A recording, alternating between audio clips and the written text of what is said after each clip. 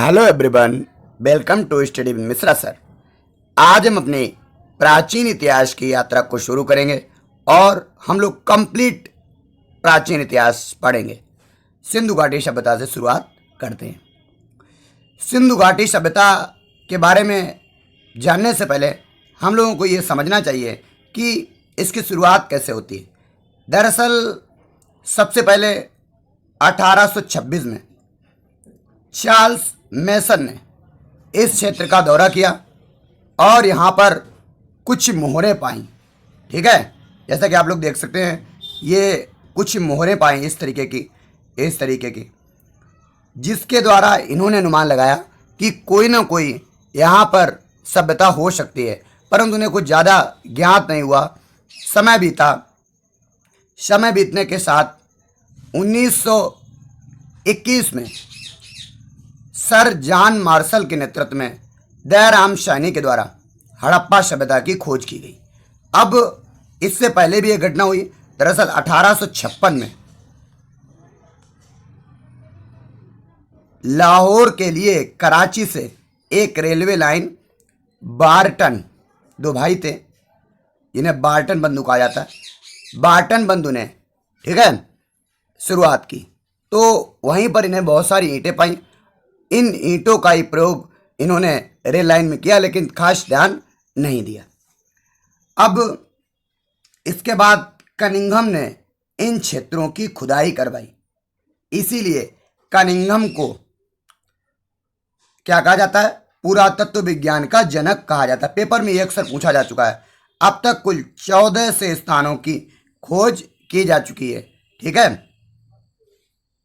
भारत में 925 और पाकिस्तान में 475। दरअसल शुरुआत पाकिस्तान में हुई, इसलिए पहले कहा जाता था कि यह पाकिस्तान में स्थित सभ्यता है, लेकिन समय के साथ बदला और अब भारत जो है इसमें प्रमुख स्थान रखता है। और अगर सर्वाधिक स्थलों की बात की जाए तो सर्वाधिक स्थल गुजरात में है और हड़प्पा सभ्यता का सबसे बड़ा स्थल मोहनजोदड़ो। लेकिन चूंकि भारत में मोहनजोदड़ो नहीं है, तो हरियाणा को यानी हरियाणा में राखीगढ़ी सबसे बड़ा स्थल है।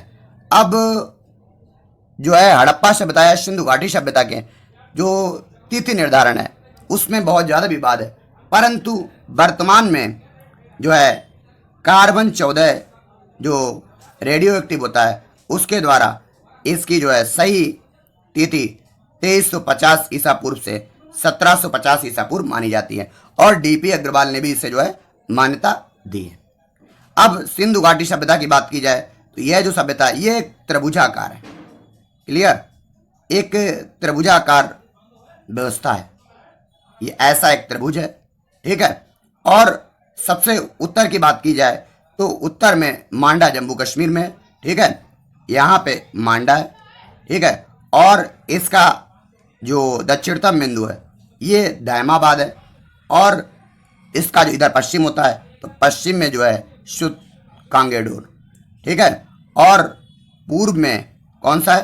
पूर्व में आलमगीरपुर, आलमगीरपुर पीछे लिखा है, आप देख सकते हैं। ठीक है, तो पश्चिम में कौन सा है? शुद्ध कांगेडोर जो बलूचिस्तान में, पूर्व में आलमगीरपुर और उत्तर में मांडा और दक्षिण में दायमाबाद जो महाराष्ट्र में है। अब सबसे पहले स्थल हड़प्पा सभ्यता के बारे में बात करते हैं। तो यह सबसे पहला स्थल खोजा गया और सिंधु घाटी सभ्यता को इसीलिए हड़प्पा सभ्यता कहा जाता है। यह एक कांस्य युगीन सभ्यता है। क्यों कांस्य युगीन? क्यों? क्योंकि जो तांबा होता है और जस्ता को मिलाकर कांस्य बनता है। देखो, ताम्र यानी तांबे की जब यूज होता था तब ताम्रकालीन सभ्यता कहते हैं, और जब कांस्य का यूज होने लगा तो उसे कांस्य युगीन सभ्यता कहते हैं। ठीक है, अब ये जो है रावी नदी के तट पर है। ठीक है, और ये तो आपने देख ही लिया 1921 में इसकी खोज हुई। ठीक है, और इसके जो नगर हैं वो ज़्यादातर में दो भागों में विभाजित किया गया है, पूर्वी टीला और दूसरा पश्चिमी टीला। ठीक है, एक में उच्च नगर होते थे, बड़े बड़े नगर, और एक में जो है कुछ छोटे नगर होते थे। कहा जाता है यहाँ जनता रहती थी और दूसरे में शासक।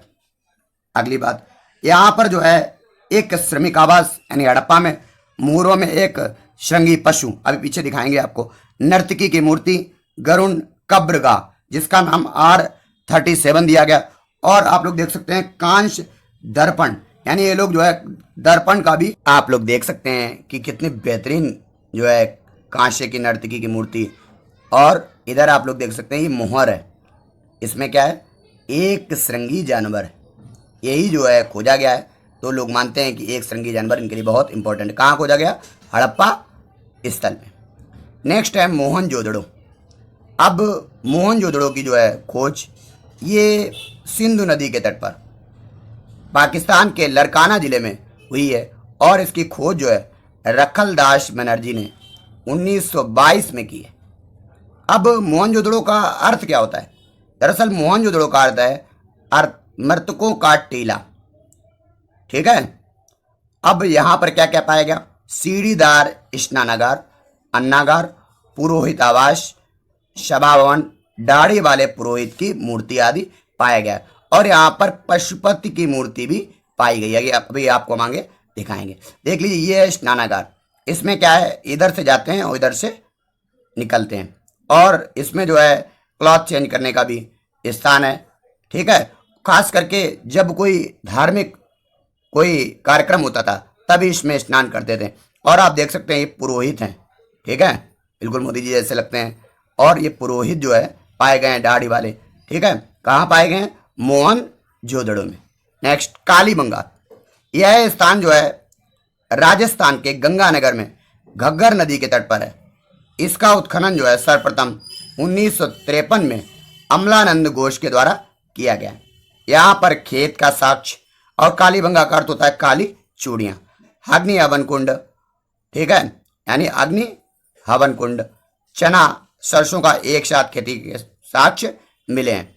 और देखो ज़्यादातर जो ऊंचे स्थल थे, ठीक है, एक पश्चिम में होता था एक पूर्व में होता था।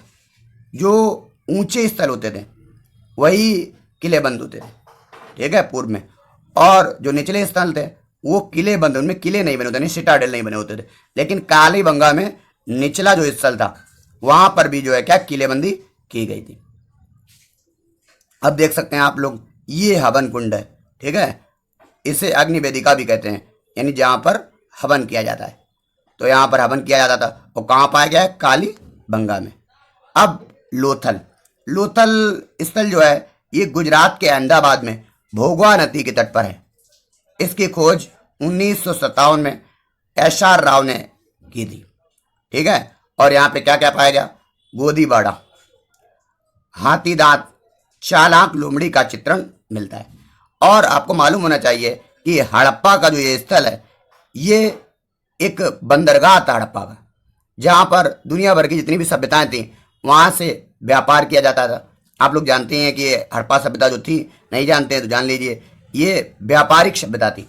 यहाँ पर 3 जो है युगीन संविधान, ठीक है, यानी युगल समाधान मिलता है। ठीक है, जैसे आप देख सकते हैं ये ऐसी है, ये तो नहीं कर, ठीक है, ये तो पंडित विष्णु शर्मा द्वारा ये कहानियाँ लिखी गई हैं तो वो है, लेकिन ऐसी एक जो है कलाकृति मिली है। चंदहुडो, यह कहाँ है, यह पाकिस्तान के सिंध प्रांत में। ठीक है, और सिंध नदी की जो है यही सिंधु नदी के तट पर स्थित है। और 1935 में अर्नेस्ट मैके ने इसका उत्खनन किया। यहाँ पर नदियों का सुंदर प्रबंधन था।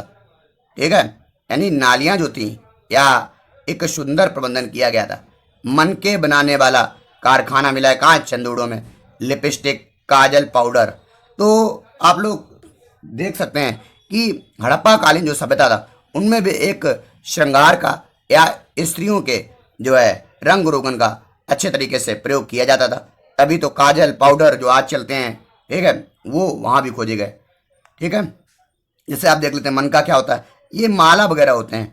ठीक है, छोटे छोटे छोटे छोटे मोती मोती होते हैं और उनसे माला बनाए जाते हैं, ये पहने जाते हैं। तो मन का बनाने वाली एक कारखाना मिला है। कहाँ मिला है, चंदहुडो में। अब बनावली है, यहाँ पर जो है ये कहाँ मिला है, हरियाणा में मिला है और सरस्वती नदी के किनारे। अब तो ये सरस्वती नदी जो है ये विलुप्त हो गई है। 1973 में RS बिष्ट ने इसकी खोज की। यहाँ पर क्या मिला है, मिट्टी का हल, मोस्ट इंपॉर्टेंट है, मिट्टी का हल मिला है, और सड़कों पर बैलगाड़ी के पहिए के साक्ष्य मिले हैं। ठीक है, जैसे आप देख लें बैलगाड़ी कैसी होती थी, एक बैलगाड़ी का चित्र है, तो ये बैलगाड़ी इस प्रकार की होती थी। ये तो क्या खिलौना है, लेकिन ये ऐसी बैलगाड़ी हुआ करती थी। नेक्स्ट, धौलावीरा। गुजरात के कच्छ में, देखो गुजरात में आप देख चुके हैं बहुत सारे स्थल हैं, खास करके लोथल और धौलावीरा। ठीक है, गुजरात के कच्छ में स्थित है। 1967-68 में गणपति जोशी ने इसकी जो है खोज की है। अगर आप ये वीडियो देख रहे हैं तो प्लीज़ चैनल को सब्सक्राइब जरूर कर दीजिए और वीडियो को लाइक कर दीजिए, इससे बहुत हमारा मनोबल बढ़ता है। और पूरे चैप्टर आपको कराए जाएंगे, PDF कमेंट बॉक्स में मिल जाएगी। यहाँ हड़प्पा लिपि के साक्ष्य मिले हैं। और देखो सब जगह 2 स्त्री व्यवस्था मिलती है, पूर्व पश्चिम। इसमें मध्य यानी त्रिस्त्री योजना कहाँ मिलती है, धौलावीरा में।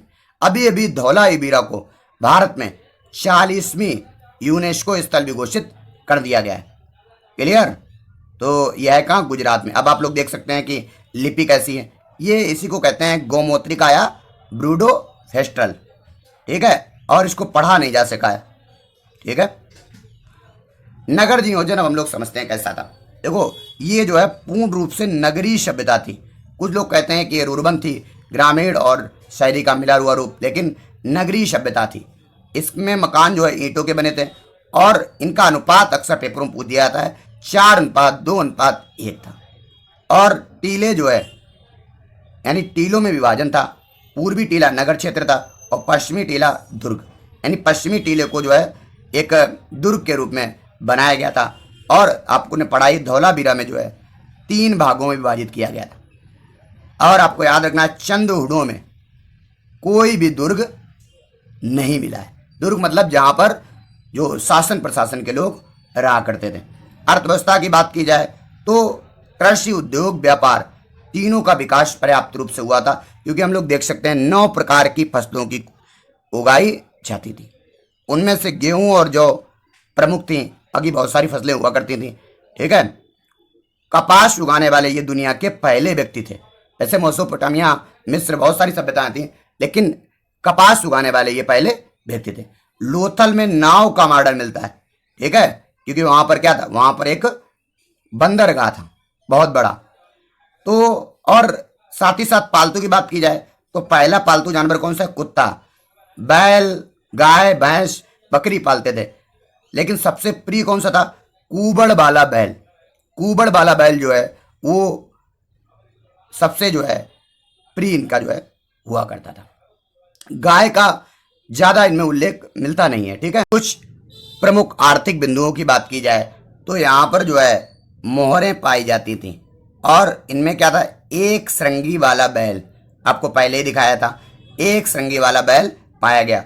और यहाँ के जो बांट होते थे घनाकार, ज्यादातर तो घनाकार होते थे, शंकुआकार, लेकिन ये याद रखना 16 के गुणज, यानी 16 ग्राम, ऐसे 32 ग्राम, 64 ग्राम, तो ये 16 के गुणज में हुआ करते थे।